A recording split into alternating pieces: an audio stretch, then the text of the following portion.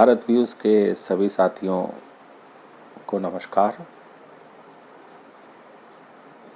मेरा जो पिछला वीडियो था वह 5 राज्यों में चुनाव के संबंध में था और मेरे द्वारा जो अपने अनुमान अपने स्रोतों से बताया गया था कि केरला में सरकार एलडीएफ की वापसी हो रही है। उसके अतिरिक्त तमिलनाडु में डीएमके की सरकार आएगी स्टालिन के नेतृत्व में, और पुडुचेरी में एनडीए के नेतृत्व की सरकार आएगी। आसाम का भी बताया गया था कि आसाम में अपने पूर्व के वीडियो में मैंने बताया था कि आसाम में भाजपा की सरकार बन रही है। उसके अतिरिक्त बंगाल का जो चुनाव था उसमें जो मेरी आशंका थी, जो मेरी उम्मीद थी, जो मेरा अनुमान था, एकदम उसी के अनुरूप चुनाव था। केरल में एलडीएफ की सरकार लगभग 100 सीटों के साथ अपनी वापसी कर रही है।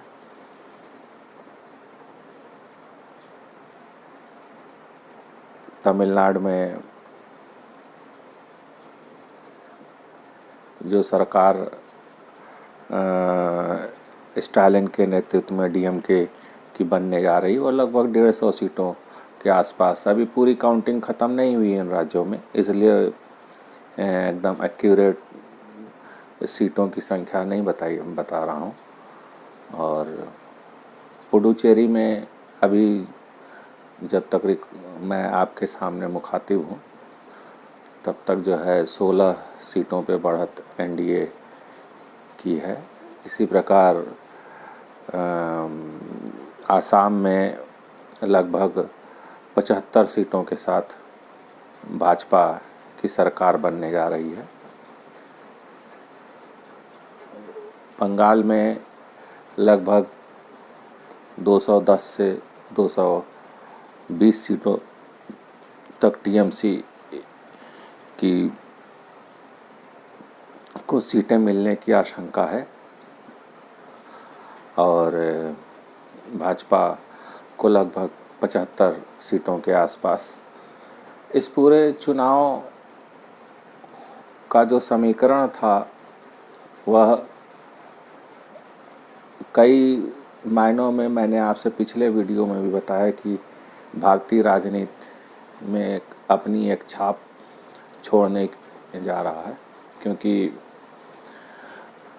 यह चुनाव ऐसा चुनाव था जो लेफ्ट पार्टियों का भविष्य और कांग्रेस का भविष्य निर्धारित करेगा।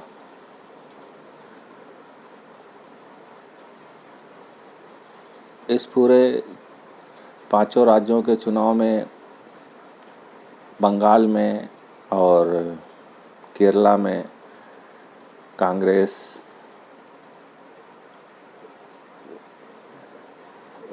को फाइट करना था, लेकिन केवल केरला में ही कांग्रेस के अपने स्टार प्रचारक राहुल गांधी ने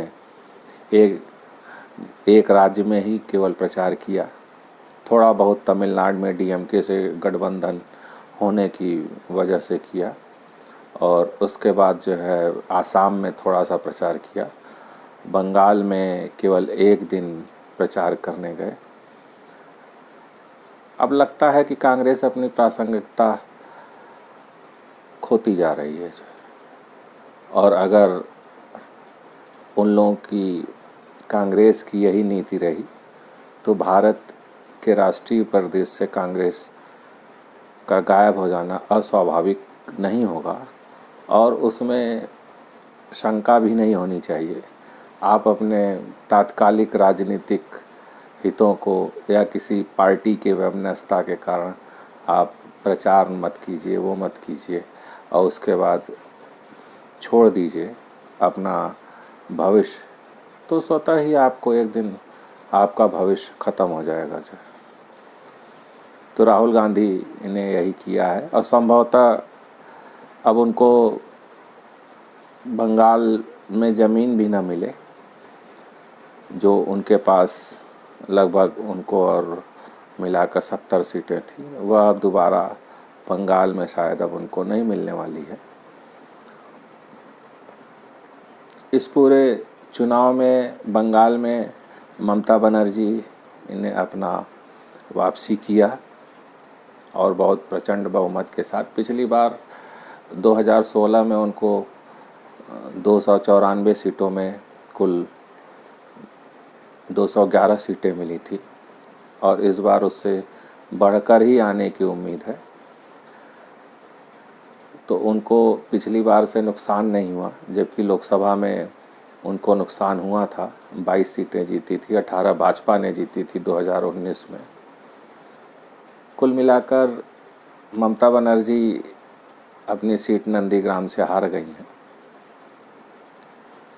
इस पूरे राजनीतिक उठापटक में जो एक बात स्पष्ट हुई, वह यह स्पष्ट हुई कि वर्ग विशेष ने कांग्रेस और कम्युनिस्ट पार्टियों को भी वोट नहीं दिया और एक जो तीसरा फ्रंट अश्विन ओवैसी का भी बंगाल में कुछ 2-4-10 सीटों पे लड़ रहा था, उनको भी नहीं किया। वहाँ पर टोटल ध्रुवीकरण हुआ माइनॉरिटी वोट का और वह 100% टीएमसी में गया और बहुत मजबूती के साथ खड़ा रहा, जबकि बहुसंख्यक वर्ग का वोट जो कांग्रेस और कम्युनिस्ट पार्टियों का था वह भाजपा में नहीं आया, वह भी टीएमसी के साथ चला गया। ऐसी परिस्थिति में जो भाजपा का अनुमान था कि लोकसभा के चुनाव में 2019 में उनको 43% वोट मिला है और टीएमसी को 44% वोट मिला है, तो उनका अनुमान था कि इसके आगे से हम अपना शुरू करेंगे। लेकिन ऐसी परिस्थिति में जो भी वोट गए वह टोटल पूरा वोट चला गया टीएमसी के साथ। इसलिए टीएमसी इस चुनाव में लगभग 48 से 49% वोट प्राप्त कर इतनी सीटें पा रही है। इस चुनाव का सबसे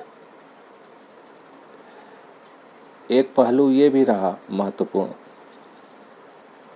कि भाजपा के साथ पूरा बहुसंख्यक वर्ग जुड़ नहीं सका। लोकल स्तर पर इनके पास नेता नहीं थे। 2019 के चुनाव में जनता ने यह सोचकर वोट किया भाजपा को। मेरा अपना मानना है कि केंद्र में मोदी और राज्य में दीदी होनी चाहिए। इस पूरे चुनाव में हार जीत तो जिसकी हुई वह हुई, जो राजनीतिक प्रदेश में राष्ट्र में दिखेगा वह अपनी जगह है। लेकिन जो एक सबसे बड़ा दुखद पहलू जो दिखाई पड़ रहा है और आज से ही जिसका लक्षण आने संकेत शुरू हो गए हैं कि अब 5 साल विपक्ष को, खासकर भाजपा के नेताओं और उनके कार्यकर्ताओं की काफ़ी हिंसा की राजनीति उनको झेलनी पड़ेगी और किसके साथ क्या होगा यह कुछ भी नहीं पता।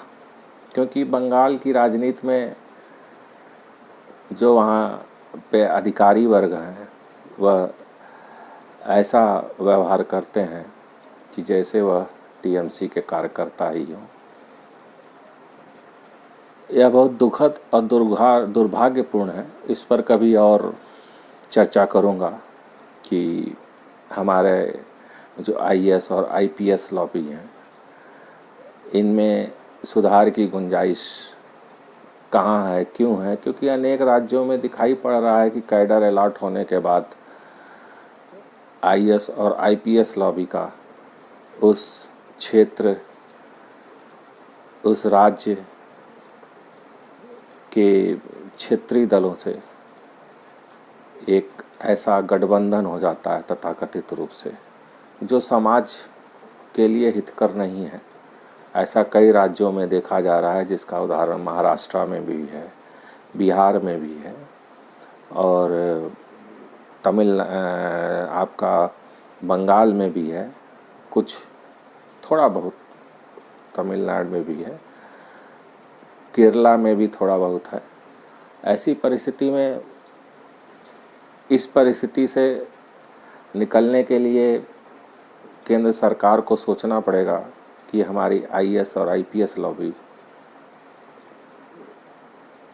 स्वतंत्र रूप से काम कर सके, उसका कुछ उपाय सोचना पड़ेगा। मैं भी इस संबंध में सोचूंगा और एक वीडियो इस पे अलग से बनाऊंगा। आज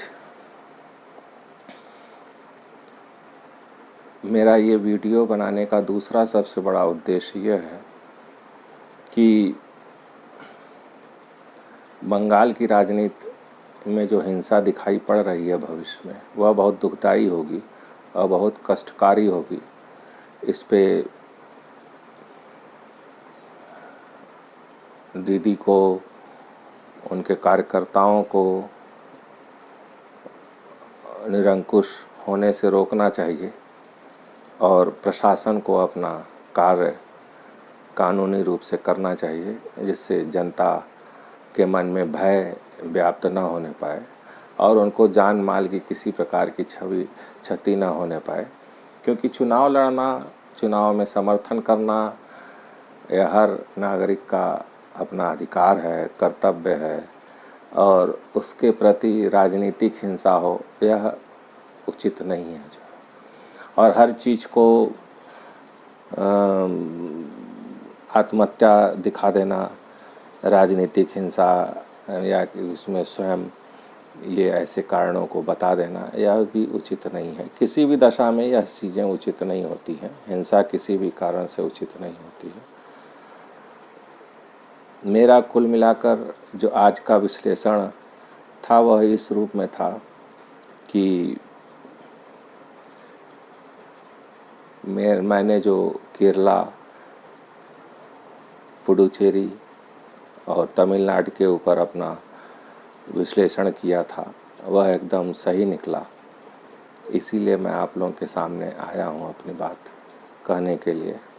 आसाम और बंगाल को लेके जो मेरी आशंकाएं थी, इसीलिए मैंने उस आशंकाओं को देखते हुए मैंने अपना कोई भी ओपिनियन फाइनली नहीं दिया और मेरे ओपिनियन के अनुरूप ही यह चीज़ें आईं। समय समय पर इस चुनाव का क्या, बंगाल की राजनीति का क्या भारत की राजनीति पे असर पड़ेगा नहीं पड़ेगा, इस पे आने वाले समय में हम लोग चर्चा करते रहेंगे। दूसरी जो सबसे महत्वपूर्ण चर्चा करनी है वह कोविड के ऊपर करनी है। इस कोविड के काल में बहुत भयावह स्थिति है और सभी साथियों से अनुरोध है कि अनावश्यक घर से न निकलें, पूरी अपनी सुरक्षा करते हुए बहुत आवश्यक हो तभी घर से निकलें, मजबूरी हो तभी घर से निकलें, अन्यथा घर के भीतर रहें। क्योंकि ऐसी परिस्थिति है कि कोई किसी की मदद करने के लिए खुद को सक्षम नहीं पा रहा है, क्योंकि हर व्यक्ति के मन में भय व्याप्त हो गया है कि कैसे क्या होगा, कैसे मदद करेंगे, अगर हम जाते हैं तो हमें भी कुछ हो न जाए। इन सब परिस्थितियों को देखते हुए यह ठीक नहीं है कि इन परिस्थितियों में कोई भी अपना, क्योंकि रोज़ सुबह देखने के बाद फेसबुक और व्हाट्सएप पे सूचना पढ़ने के बाद अपने इष्ट मित्र रिश्तेदार कोई न कोई इस दुनिया से अलविदा कह के जा रहा है, जो बहुत ही हृदय को तोड़ने वाली और कष्ट देने वाली बात है। इसीलिए मेरा सभी साथियों से, मित्रों से, रिश्तेदारों से यह अनुरोध है कि वह सुरक्षित रहें, स्वस्थ रहें और अनावश्यक घर के बाहर ना निकलें जब तक बहुत ज़रूरी काम ना हो, क्योंकि यह ऐसा समय है, इस समय को पार करना आवश्यक है। मेरी आप सबसे यही इल्तिजा है कि आप अपने घरों में रहें, सुरक्षित रहें और किसी चीज़ की लापरवाही न करें। यदि ज़रूरी हो तो तुरंत डॉक्टर से कंसल्ट करके दवा लें और अपना उपचार कराएं और